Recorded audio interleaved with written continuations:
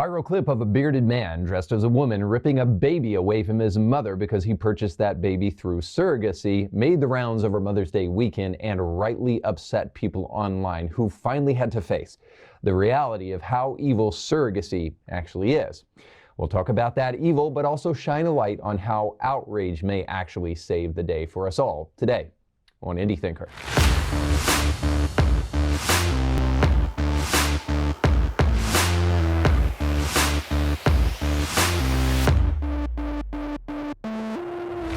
Welcome to the show. My name is Rubin. Don't forget to like, share, and subscribe, and click that little bell to be notified. Also, don't forget to sign up for our Indie Thinker newsletter. That is your one-stop shop for all Indie Thinker extras. So if you want to gain access to our aforementioned newsletter that comes out on a weekly basis, that goes deeper into kind of the subjects that I cover on the show, but in a much more in-depth and, I think, thoughtful manner, then you definitely want to gain access to that. But then also there's exclusives like ebooks. I'll be sending out this week the free ebook to the 10 Commandments of Progressive Christianity, a must-read book, and all of that goes to you free for being a newsletter subscriber. And then you'll also find book reviews and all sorts of other extra videos that will help take your indie thinking journey to the next level. Then you'll also see the trailer to our brand new documentary that is currently in production called Fatherless, and you'll even find ways to support the show and that documentary. All that and much more by signing up for our newsletter. So don't forget to do that by going to the link on the screen, or you can go to the description of this podcast where you can find a Linktree link that will take you to that newsletter. You can lie to yourself and you can lie to others, but you cannot lie to the created order. A baby needs a mother and a father. That's why a viral clip of a bearded man with braids and long fingernails and makeup purchasing an infant little baby like cattle is incredibly disturbing. You can see on the clip I'm showing on the screen that this man tries to do what's called skin to skin and place this brand newborn baby on his chest. The baby finds no consolation in this man because it is not his mother who can actually place this baby on her chest and then provide the kind of comfort that only a mother can provide, or also give this baby the kind of milk that he needs from his mother. Now, what's also interesting about this clip is not only the baby's reaction, who cannot find any consolation whatsoever from this bearded man dressed as a woman, but also the dispassionate face of the man. No mother has ever looked like that man looks when she laid her eyes on her baby for the first time. This startling image not only shows the evil of surrogacy, but it shows the attack on the family that's taking place right under our nose. Our society wants to redefine everything, and they will redefine themselves out of existence if we continue to redefine the family. It's madness, and it has to stop. That's why today I want to turn to a man that's a kind of hero on the right. He has one of the largest platforms in media, and he is right on a lot of issues. He looks nothing like the freak in the clip I showed you, but he is still participating in the same kind of behavior that is tearing down the nuclear family. So today I want to respond to a conversation between Candace Owens and a recipient of surrogacy, Dave Rubin.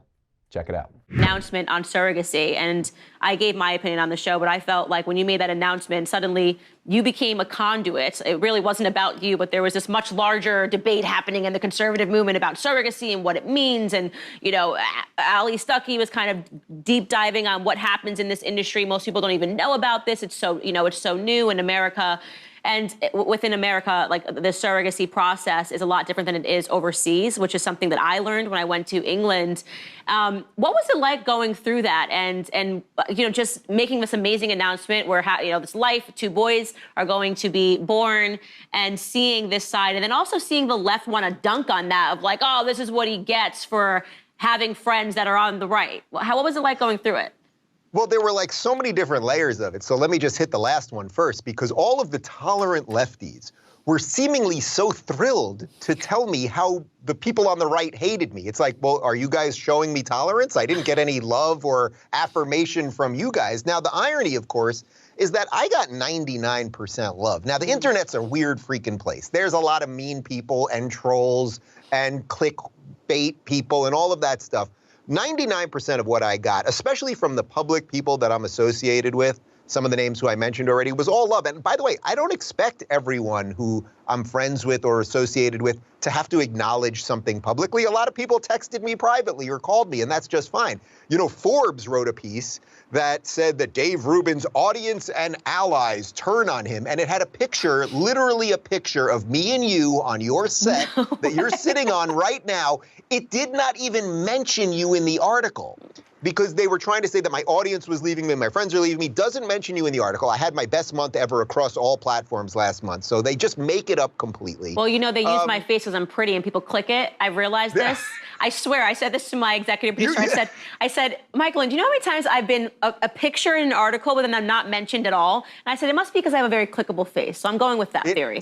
Candace, you got that $1 million smile, and they know it's going to generate clicks. No, that's what you wrote in the tweet. You were like, well, the two of us do look pretty good. In the picture, so that's yeah.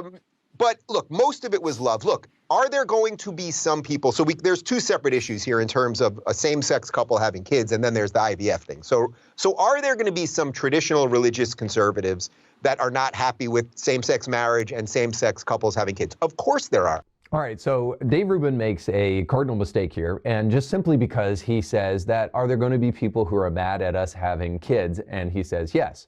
Well, the cardinal mistake he's making here is that he is misdefining his terms. Because, small point of fact here, gay people can't have kids. Now, they can purchase children through surrogacy, as Dave and his partner did, but they cannot actually have kids. They can possess and they can own kids, but they cannot have them. Now, before you think this is semantic, please follow me here.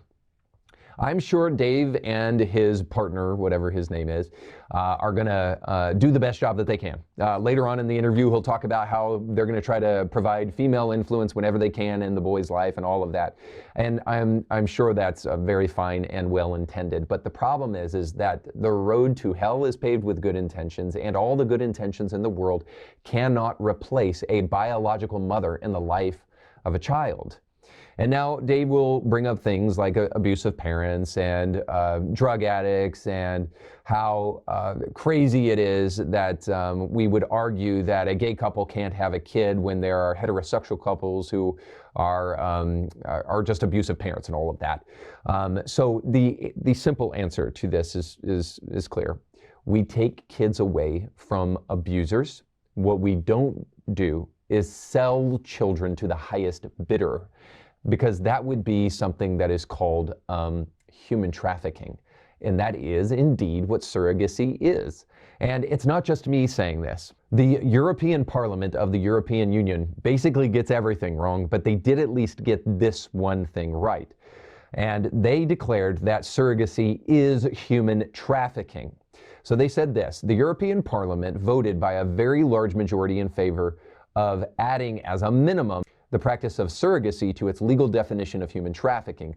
Now, listen to the vote. The vote counted 563 in favor and 7 against and 17 abstentions. Shame on you, abstentions, especially, but obviously also for the people who are against. They demonstrated in this vote the existence of a very broad consensus on condemning the practice of surrogacy among members of the European Parliament, whatever their political persuasion. So I should remind you that the issue that people have with Dave Rubin purchasing a child through surrogacy has nothing to do with the fact that he is gay. That's a different show for a different day. We'll probably get to that sometime around June. However, what the big problem is with surrogacy is that it intentionally separates a mother from a child. It intentionally separates a child from its father. One way or the other. Even if you have a kind of gestational surrogacy where you're the sperm donor, or maybe it's your egg, but it's in another person's womb, or whatever the case may be.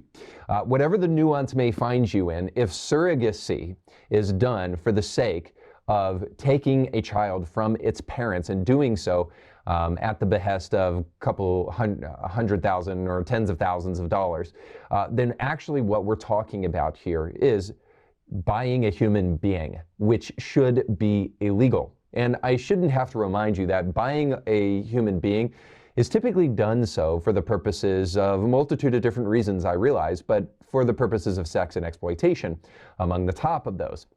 Now, I would be willing to bet all the money that I have that Dave Rubin doesn't want to do any of those things, and certainly not the first one.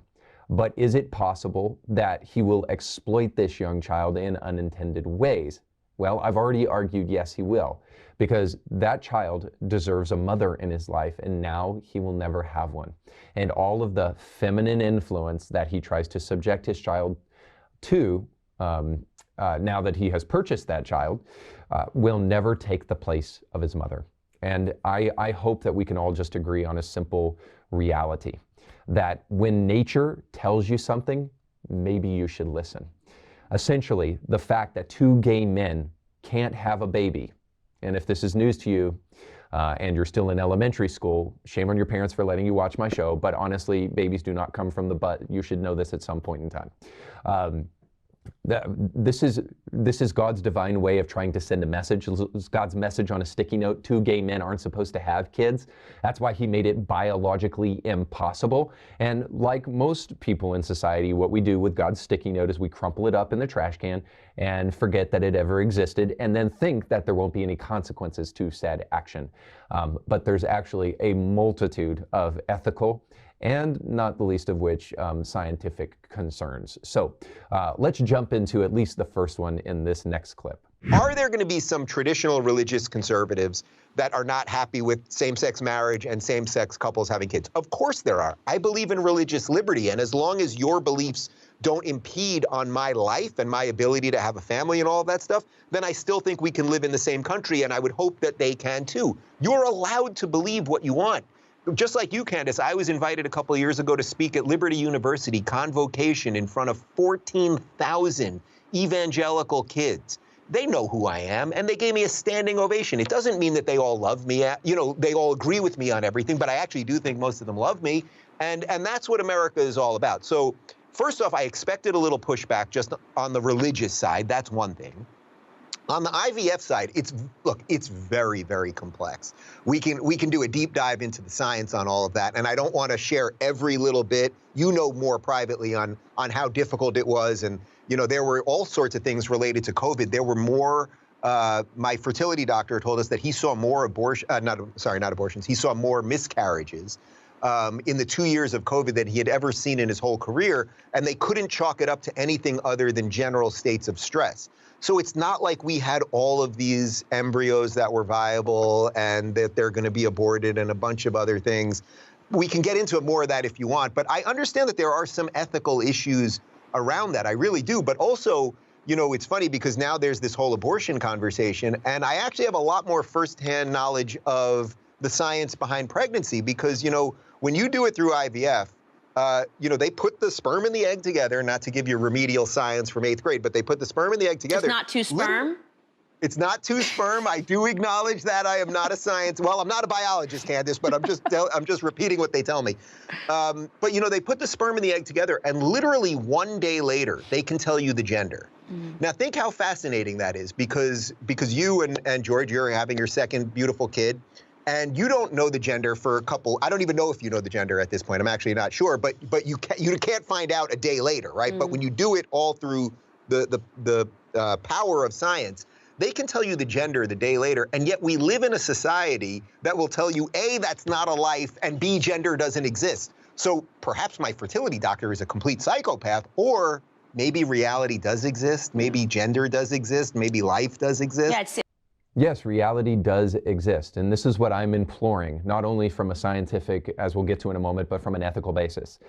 Reality does exist, and when God in nature speaks, we should bow the knee and listen intently, and God has already spoken, as we all know. But what Dave says, especially at the beginning of this clip, is that as long as your beliefs don't impede upon my life, then it's just kind of a live and let live. So essentially, Dave Rubin here is communicating what I think to be, at least I think he's alluding to, the harm principle. The harm principle is essentially this: as long as your actions don't harm another, then you should have the freedom to participate in those acts. let's just say that the harm principle is incredibly fraught with complications, not the least of which is how do we define harm, and how do we really know the long-term consequences of the people that are being harmed potentially. So let's just say that there's some big issues with the myth of neutrality and the idea that as long as what I think doesn't hurt anybody, well, then let's just willy-nilly do it. Let's just do whatever we want to do, live and let live. You do you and I'll do me. I think we all know that society craves a standard and that reality abhors a vacuum. So there will be standards placed in society that are not morally neutral, because there is no such thing as moral neutrality. And the question is are they moral? Are they good for society? And do they promote the well-being of people long term? So all of that deserves a conversation, but we can also push that aside for a moment. The real problem with this is that it does harm the baby, and it does harm society. It harms society in the fact that the birth rate is dropping in society. And now people will argue to this. Well, this is what Dave and his partner are trying to do. They're trying to reproduce children, so how is this a problem? Well, let's trace the real problem back to the cause. And the cause is that there is a breakdown in marriage, there's a breakdown in the nuclear family, less people are getting married than ever before, and less people are having sex than they ever have before, and doing so outside of the context of a healthy marriage, and therefore the birth rate is declining as a result of all of that. So how would two gay men reproducing, which they can't really do, so how would two gay men having a kid actually fix the breakdown of the nuclear family? No, we would want to fix that thing. Otherwise, we're just putting a Band-Aid on the issue, which is destined to fail. Now, the second thing I would say is this, is that surrogacy is also harmful to the baby for the reasons that I've already mentioned, because it robs a baby of its mother. Two gay men, and no matter how many feminine influences are around the kid, will ever take the place of a child's biological mother. It's just impossible. So a kid needs a biological mother and a father in its home, raising him, and in order for that kid to truly be healthy and well-rounded as much as possible. And all the exceptions to the rule aren't actually going to change that basic reality. That is the best means that society has ever come up for the rearing and education of children. All right, let's jump into one final clip. They don't talk about that, but what I wanted to say was that I remember being on your show when I was first starting out and kind of fleshing out my ideas, and I was very much focused on Black America. And I hadn't really gone deeper on other topics because I had sort of realized this lie and I was kind of growing. And there was so much pressure on me to make a statement about whether I was pro-life or pro-choice, and I had grown up being pro-choice. And I remember on your show saying, I don't have all the information here. I don't feel comfortable saying that I'm pro-life until I mean that. And it was similar when you guys had this announcement, there was suddenly this rage where everyone needed to speak out on IVF and speak out on the horrors of the industry. And I said, I actually know nothing about IVF because I have a husband. I got pregnant, a natural way. So how could I just say something for the sense of saying, well, I'm a conservative, so I need to speak out against this. And I wanted people to know that they have the permission to take time to learn about topics. And it frustrates me so much that people can be so like, rah, rah, rah, this is what you have to say because you're a Republican or because you're a conservative. And I had not even learned I'm now learning more about it because one of my husband's closest friends is going through the IVF process, and I spoke to the woman that's involved in this. And it's a whole world that could be unpacked and can be debated, and we can debate about the morality behind it. But I did not like that you were kind of being used as a conduit for this big conversation that can be had, So I just wanted to say that. I just thought to myself, you know what?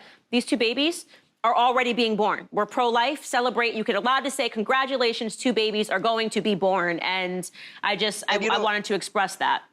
Well, Candace, I appreciate that, and it's why I love you as a friend, and it's also why you've become a truly incredible broadcaster or communicator or whatever you consider yourself when you're sitting at that desk, which I know is secondary to you being a mom and a wife, because everyone these days, the second something happens, they wake up. They've never thought about this issue, the Iran deal, IVF, literally anything. Ukraine, Russia. Everything. These are people who can't tie their own shoes, who could not literally do basic electric work or change a tire, but they suddenly know everything about climate change overnight.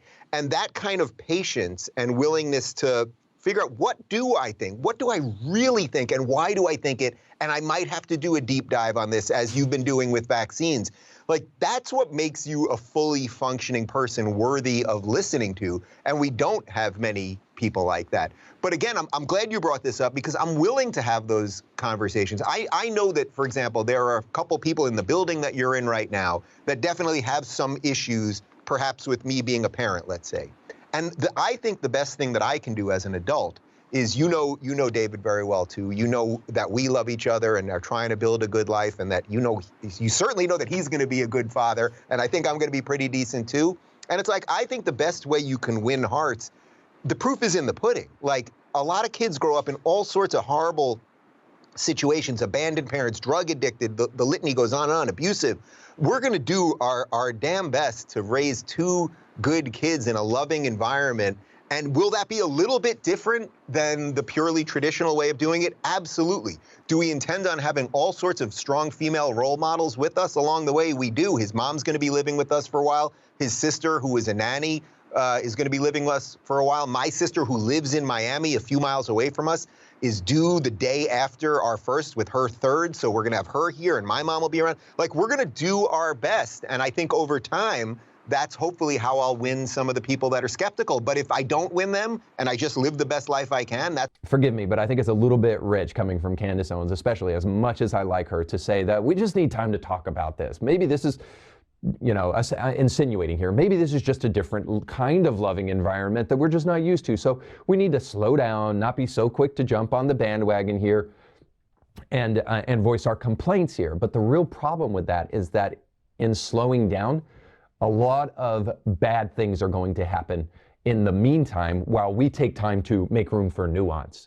So I agree, we're quick to jump into the public square and voice our opinion without facts on social media. Trust me, I feel like I have to be the dad in the comments section on YouTube constantly to try to help people grow up a little bit. And I see progressive Christians on X pontificate about the stupidest things. On the flip side, conservative Christians, we look back 20 years too late and see trans-identifying adults springing up everywhere and claiming it's their civil right to chop off their junk. And we don't realize that the homosexual agenda won in the 90s because they were arguing for their civil rights on this issue. You know, they hitched their wagon to the civil rights movement ages ago, and Christians did nothing. And now we see gay people going far beyond redefining marriage and now purchasing innocent babies because this is their civil right to do so. There really is no too slow on issues that demand our attention, because they'll keep happening right under our nose, and Christians will keep on wondering 20 years down the road, how did we get here? Well, simply because we made room for nuance and didn't speak to these issues. Now, here are two big issues, as I've already tried to kind of communicate. First and foremost, IVF in particular. I understand that there are people who are having trouble creating a baby and they want to have a baby deeply. And again, my heart goes out to them, but they are the exception to the rule. And what typically will happen with IVF, and it deserves our attention, and it deserves us slowing down from doing IVF before we just say, well, let's slow down the conversation. No, let's slow down the IVF and let's have the conversation. Because in the meantime, there are fertilized embryos, in other words, babies that are being disposed of when they're not being used. So you freeze those things, and then if you don't decide to use them, well, then you just throw those babies in the garbage. And I say babies very pointedly because the CDC took a poll, and 96% of biologists believe that a fertilized embryo is a baby, because what else would it be? What else is it when new DNA is formed other than a life? So of course it's a life. So when those embryos aren't used, they're just disposed of, and that deserves a little bit of our moral outrage and moral attention. So science here is helping us unearth some ethical claims. So IVF is problematic, to say the least, and should be done in as limited a fashion as possible in order to be moral. In other words, if this mother can have a baby, if an embryo is taken out and you just take a single embryo out and you fertilize that and then put it back in, fine. I think that there's little issue there. It does deserve a conversation, but only in the absence of IVF taking place like it is taking place right now. And trust me, we don't live in a society of nuance regardless. So what has happened is we just do IVF as much and as possible as we want and throw away as many babies as possible without regard to maybe a kind of a good way, a healthy way of doing this very thing. So I think we should pause it with no questions and then start to unearth some of the ethical dilemmas and all of those things and figure out policy that can help avoid some of those things.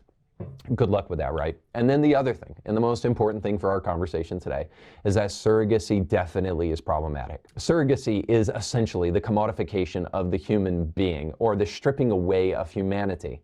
When a person becomes a thing without intrinsic value, the devil always wins, and that's what surrogacy does. It makes a woman nothing more than a walking rent-a-womb. It treats the baby as a commodity to be sold and to be purchased, kind of just like a slave. It strips a baby from his mother. It places a price on a human life, just like in slavery. It places the baby in the hand of strangers who can never care for the child the way a biological mother can and the way a biological father can. It violates the obvious created order. God did not give men the capacity to have children without women. And then finally, because of all the above, it violates God's moral law. So atheists started this anti-human agenda long ago when they dogmatically declared all human beings are nothing more than random molecules colliding by chance and a bunch of animal-brained humans emerged. From there, feminists picked up the mantle and demanded that equality of rights means that we get to kill our babies. The trans cult then picked it up from there, and people like Shulamith Firestone said, the end goal of the feminist revolution must be not just the elimination of male privilege, but of the sex distinction itself. Genital differences between human beings should no longer matter culturally. The point is that all of these secular movements are incredibly anti-human and have brought us into a dystopian reality where human beings can be purchased and sold because they're nothing less than commodities. Alexander Pope back in the 18th century was decrying the way the proliferation of printed media was making discussion about weighty topics mundane. So he said this, "No place so sacred from such fops is barred. Nay, fly to altars, there they'll talk you dead, for fools rush in where angels fear to tread." Before we say that religious people have their opinions and we have ours, maybe just maybe, we could learn a thing or two from that book that preaches reverence for life and the Christians who have defended life for millennia.